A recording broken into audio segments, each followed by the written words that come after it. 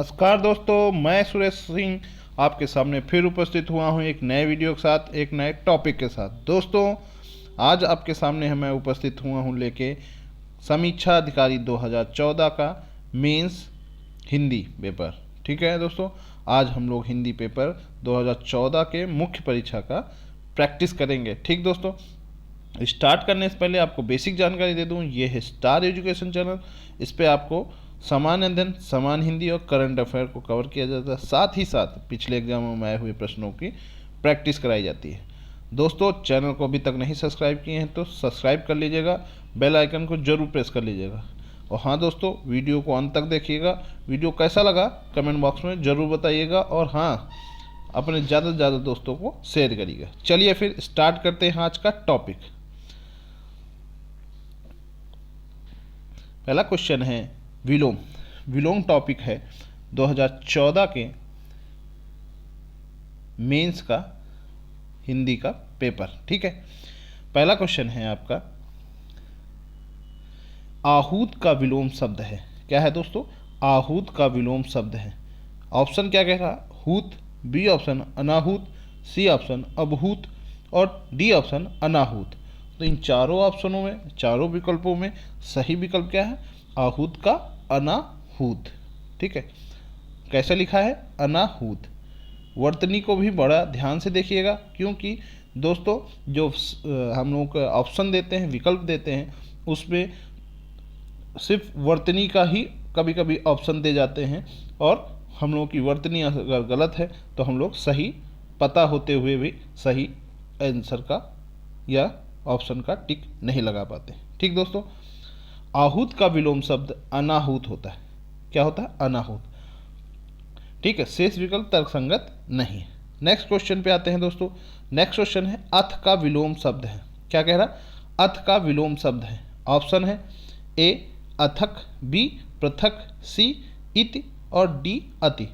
तो दोस्तों इन चारों ऑप्शनों में, चारों विकल्पों में सही विकल्प क्या है? सही विकल्प अथ का इति। क्या होता है? अथ का इति। ठीक दोस्तों, नेक्स्ट क्वेश्चन पे आते हैं। वादी का विलोम शब्द है। क्या कह रहा है? वादी का विलोम शब्द है। ए ऑप्शन क्या कह रहा है? अवादी, बी ऑप्शन विवादी और सी ऑप्शन प्रतिवादी और डी ऑप्शन अनावादी। तो इन चारों विकल्पों में सही विकल्प क्या है दोस्तों? सही विकल्प है वादी का प्रतिवादी। क्या है? प्रतिवादी। ठीक दोस्तों, चलिए अब नेक्स्ट क्वेश्चन आते हैं। अवर का विलोम शब्द है। अवर का विलोम शब्द है। ए ऑप्शन क्या कह रहा है? लघु, बी ऑप्शन कह रहा है प्रवर, सी ऑप्शन सुअर और डी ऑप्शन कनिष्ठ। तो इन चारों ऑप्शनों में सही विकल्प क्या है? सही विकल्प है आपका अवर का प्रवर। क्या होता है? अवर का प्रवर। ठीक है, अवर विलोम शब्द पवर होगा, जबकि लघु का विलोम क्या होगा? गुरु। गुरु किसका विलोम है? गुरु लघु का है। ठीक है, लघु का विलोम क्या है? गुरु। सुअर का विलोम कुंवर होता है। सुअर का कुंवर। ठीक है, और कनिष्ठ का वरिष्ठ होता है। कनिष्ठ का क्या होता है? वरिष्ठ।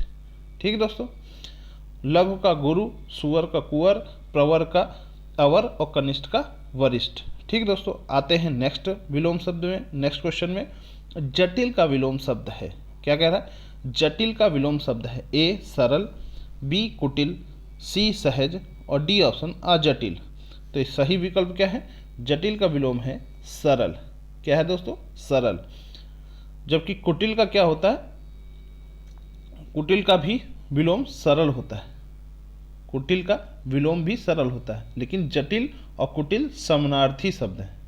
ठीक है, और सरल होगा। जबकि सहज का विलोम क्या होता है? सहज का विलोम होता है असहज। असहज। ठीक है, ये सहज का विलोम होता है। नेक्स्ट है विलोम की दृष्टि से एक युग्म अशुद्ध है। ठीक है, अशुद्ध युग्म ढूंढना है दोस्तों।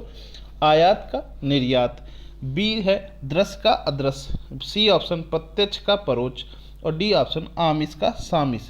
तो इन चारों ऑप्शनों में सही विकल्प क्या है? सही विकल्प है आपका आमिष का निरामिष होता है। ये युग्म गलत है, आमिष का निरामिष होता है। प्रत्यक्ष का परोक्ष ये सही है आपका, आयात का निर्यात ये भी सही है, दृश्य का अदृश्य, आमिष का निरामिष होता है। ठीक है दोस्तों, निरामिष। आते हैं नेक्स्ट क्वेश्चन पे। नेक्स्ट क्वेश्चन है वाक्य एवं वर्तनी संबंधी अशुद्धियाँ। ठीक है, इसमें अशुद्धियों के रिलेटेड क्वेश्चन आएंगे। ऑप्शन है, क्वेश्चन है, निम्न में से शुद्ध वर्तनी वाला शब्द है। ठीक है, शुद्ध वर्तनी वाला शब्द पूछ रहा है। उज्ज्वल ए ऑप्शन, बी ऑप्शन वैमनस्यता, सी ऑप्शन कवित्री और डी ऑप्शन प्रमाणिक। तो सही विकल्प क्या है दोस्तों? उज्ज्वल। उज्ज्वल जो है वो सही विकल्प है, बाकी सभी जो है वो गलत है। देखिए प्रमाणिक कैसा लिखा जाता है? प्रमाणिक होता है, प्रमाणिक। वैमनस्य का कैसा लिखा जाता है? वैमनस्य लिखा जाता है, यत नहीं होता। ठीक है, सा और या होता है बस, ता नहीं होता है। फिर कवित्री का गलत है, ये होता है कवइत्री। ठीक है, चलिए आते हैं नेक्स्ट क्वेश्चन पे। नेक्स्ट क्वेश्चन क्या कह रहा है? निम्नलिखित शब्दों में से किसकी वर्तनी अशुद्ध है? किसकी वर्तनी शुद्ध है? ठीक है, ए ऑप्शन संन्यास, बी ऑप्शन प्रत्योपकार, सी ऑप्शन दुरावस्था, डी ऑप्शन कैलाश। तो इन चारों ऑप्शनों में सही विकल्प क्या है? सही ऑप्शन विकल्प है आपका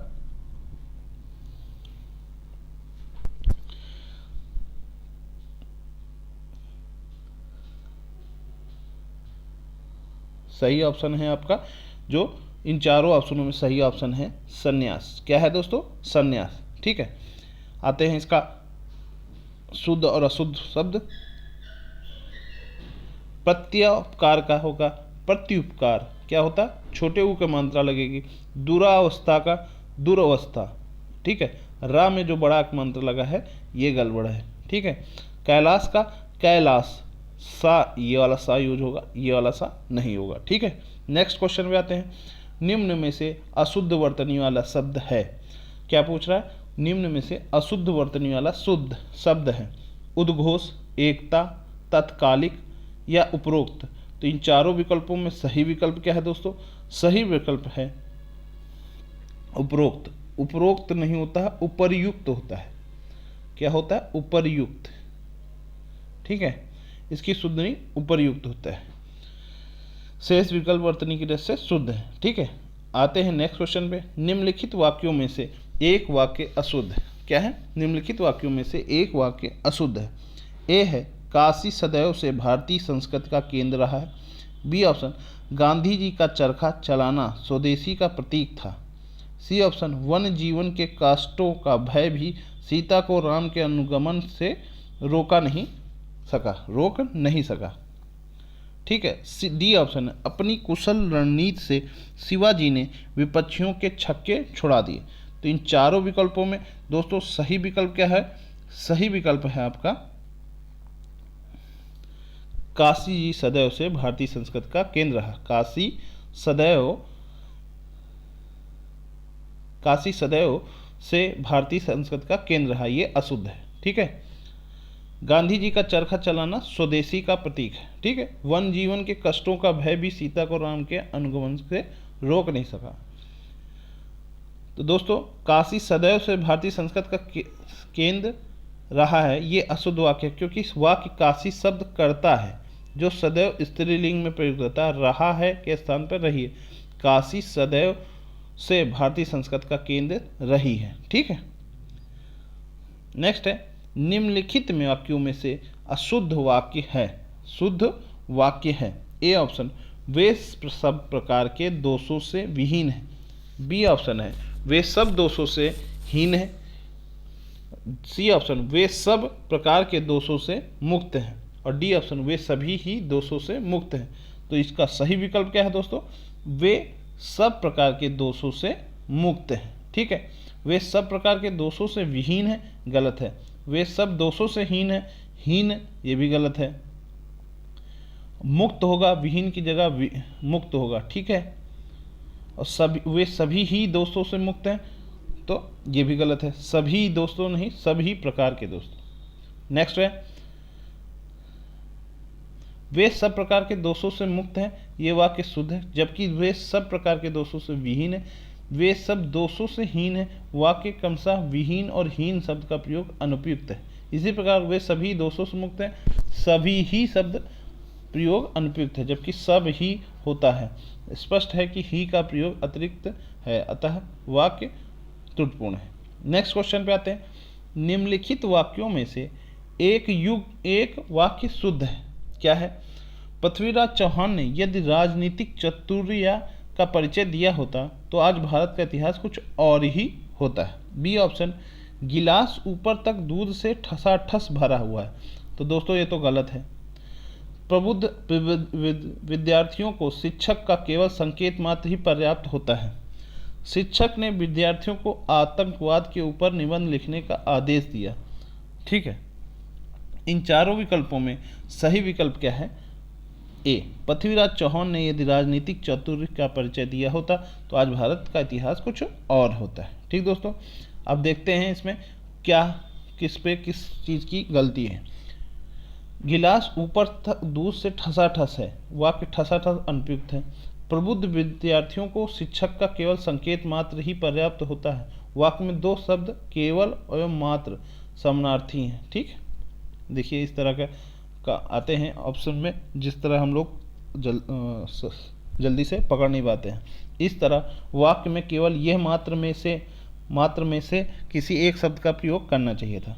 वाक्य शिक्षक ने विद्यार्थियों को आतंकवाद के ऊपर निबंध लिखने का आदेश दिया अशुद्ध है, क्योंकि ऊपर शब्द का प्रयोग अनुपयुक्त है। इसके स्थान पर शब्द प्रयोग होना चाहिए, पर शब्द का प्रयोग होना चाहिए। आते हैं नेक्स्ट क्वेश्चन पे। अनेक शब्दों का एक शब्द। ठीक है, ये टॉपिक है, इस पे अब हम लोग क्वेश्चन देखेंगे। जिसे जानने की इच्छा हो के लिए एक शब्द है। ऑप्शन है ज्ञानार्थी, बी ऑप्शन है जिज्ञासु, सी ऑप्शन जिज्ञासु और डी ऑप्शन है जिजीविषा। तो इन चारों ऑप्शनों में दोस्तों सही ऑप्शन है जिसे जानने की इच्छा हो उसे क्या कहते हैं? जिज्ञासु। ठीक है, अधिकतर पर्सन लोग देखते होंगे जो हर चीज़ को जानना चाहते हैं। ठीक है, और कई क्वेश्चन करते रहते हैं अक्सर। जिसे जानने की इच्छा हो के लिए एक शब्द जिज्ञासु होगा, जबकि किसी पर विजय पाने की इच्छा रखने वाला जिज्ञासु होता है। किसी पर विजय पाने की इच्छा रखने वाला जिज्ञासु। ठीक है, तथा अधिक समय तक जीते रहने की इच्छुक जिजीविषा। अधिक समय तक जीते रहना यानी जीने की रखने की इच्छा जिजीविषा। ठीक है, आते हैं नेक्स्ट क्वेश्चन पे। जो कठिनाइयों से समझने योग्य है, जो कठिनाइयों से समझने योग्य है के लिए एक शब्द है। ए अगम, बी क्लिष्ट, सी दुर्बोध और डी ऑप्शन दुर्गम।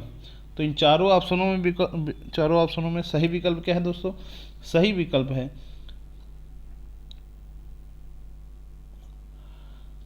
दुर्बोध। जो कठिनाइयों से समझने योग्य हो, क्या कहते हैं उसको? दुर्बोध। ठीक है, आते हैं इसका एक्सप्लेनेशन में, व्याख्या में। जो गम रहित हो, क्या कहेंगे? जो गम रहित हो उसे क्या कहते हैं? अगम। क्या कहते हैं दोस्तों? अगम। जहाँ एक या जिसके अंदर ना जाया जा सके, जिसके अंदर ना जाया जा सके उसे क्या कहते हैं? अगम्य। क्या कहते हैं? अगम्य। ठीक है, जो समझने में कठिन हो भाषा के संबंध में, क्लिष्ट। क्या कहते हैं? क्लिष्ट। ठीक है, जहाँ जाना कठिन हो, दुर्गम। जहाँ जाना कठिन हो उसे क्या कहते हैं? दुर्गम। आते हैं नेक्स्ट क्वेश्चन में। जो पृथ्वी से संबंध है वाक्य के लिए एक शब्द है। ए ऑप्शन प्रथा, बी ऑप्शन लौकिक, सी ऑप्शन भूगोली और डी ऑप्शन पार्थिव। जो पृथ्वी से संबंध है उसे क्या कहते हैं? उसे कहते हैं पार्थिव। क्या कहते हैं दोस्तों? पार्थिव।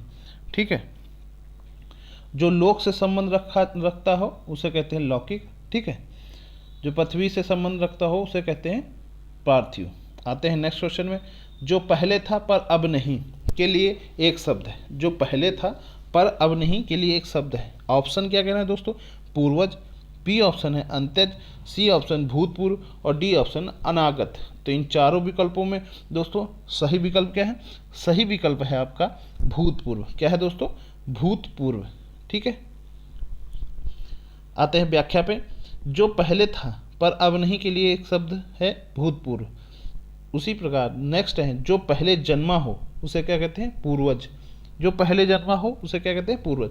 जो निम्न जात में पैदा हुआ उसे क्या कहते हैं? अंत्यज। जो निम्न जात में पैदा हो उसे क्या कहते हैं? अंत्यज। जो ना आया हो जो ना आया हो उसे क्या कहते हैं? अनागत। जो ना आया हो उसे क्या कहते हैं? अनागत। आते हैं नेक्स्ट क्वेश्चन में, जो कठिनाइयों से मिलता हो के लिए एक शब्द है, क्या है? दुर्लभ। बी ऑप्शन अलभ्य, सी ऑप्शन अप्राप्त और डी ऑप्शन अनुपलब्ध। तो इन चारों ऑप्शनों में दोस्तों सही विकल्प क्या है? सही विकल्प है आपका दुर्लभ। जो कठिनाई से मिलता हो उसे क्या कहते हैं? दुर्लभ। ठीक है। जिसे प्राप्त न किया जा सके उसे क्या कहते हैं? अलभ्य। जिसे प्राप्त न किया जा सके उसे क्या कहते हैं? अलभ्य। जो प्राप्त न हो उसे क्या कहते हैं? अप्राप्य। जो प्राप्त ना हो उसे क्या कहते हैं? अप्राप्य। जो उपलब्ध ना हो उसे क्या कहते हैं? अनुपलब्ध। जो उपलब्ध ना हो उसे क्या कहते हैं? अनुपलब्ध। ठीक है। नेक्स्ट है, बहुत सी भाषाओं को जानने वाला के लिए एक शब्द है। बहुत सी भाषाओं को जानने वाला को क्या कहते हैं? एक शब्द। ए ऑप्शन है बहुभाषाविद, बी ऑप्शन बहुभाषासी, सी ऑप्शन दुभाषीय और डी ऑप्शन बहुभाषीय। तो सही ऑप्शन क्या है? बहुभाषाविद। ठीक है। बहुत सी भाषाओं को जानने वालों को क्या कहते हैं? बहुभाषाविद। आते हैं नेक्स्ट क्वेश्चन में, तद्भव तत्सम क्या है? तत्सम एवं तद्भव, इससे रिलेटेड कुछ क्वेश्चन रहेंगे, उस पर हम लोग आज गौर करते हैं। ढीठ का तत्सम रूप है धूर्त, बी ऑप्शन धृष्ट, सी ऑप्शन उदंड और डी ऑप्शन धृषित। तो इन चारों ऑप्शनों में दोस्तों सही विकल्प क्या है? सही विकल्प है आपका धृष्ट। ढीठ का क्या होता है? धृष्ट। ठीक है। धृष्ट आपका सही ऑप्शन है। नेक्स्ट है, निम्न शब्दों में से कौन सा शब्द तत्सम नहीं है? तत्सम नहीं बोल रहा है। मृतिका, विकार, कपाट, कपूर। तो इन चारों ऑप्शनों में क्या है दोस्तों? कपूर। कपूर का तत्सम शब्द नहीं है, ये तद्भव शब्द है। कपूर का तत्सम रूप क्या होता है? कर्पूर। कर्पूर गौरम करुणावतारम बोला जाता है ना। तो और आगे नेक्स्ट और भी देखते हैं तद्भव तत्सम। मृतिका तद्भव शब्द है मिट्टी का। मृतिका किसका है? मिट्टी का। कपाट, कपाट जो है, कपाट किसका है? किवाड़ा। किवाड़ा है इसका तद्भव रूप। जो हम लोग के दरवाजे होते हैं उनको हम लोग कपाट बोलते थे पहले, जैसे आज भी देखिए मंदिर अंदिर में क्या बोला जाता है? कपाट बंद हो गए। कपाट यानी किवाड़ा यानी दरवाजा। ठीक। आते हैं नेक्स्ट क्वेश्चन पे, निम्न में से कौन सा शब्द तत्सम है? तद्भव है। निम्न में से कौन सा शब्द तद्भव? ए ऑप्शन कोयला, बी ऑप्शन आश्चर्य, सी ऑप्शन उज्ज्वल और डी ऑप्शन कंटक। तो इन चारों ऑप्शनों में दोस्तों सही विकल्प क्या होगा? तद्भव शब्द है कोयल का तद्भव है, जिसका तत्सम क्या होता है? कोकिला। तो यानी इसका सही ऑप्शन क्या है? कोयल। ठीक है। कोयल का कोकिला। ठीक है। आश्चर्य का अचरज। आश्चर्य का तद्भव रूप क्या होता है? आश्चर्य, अचरज।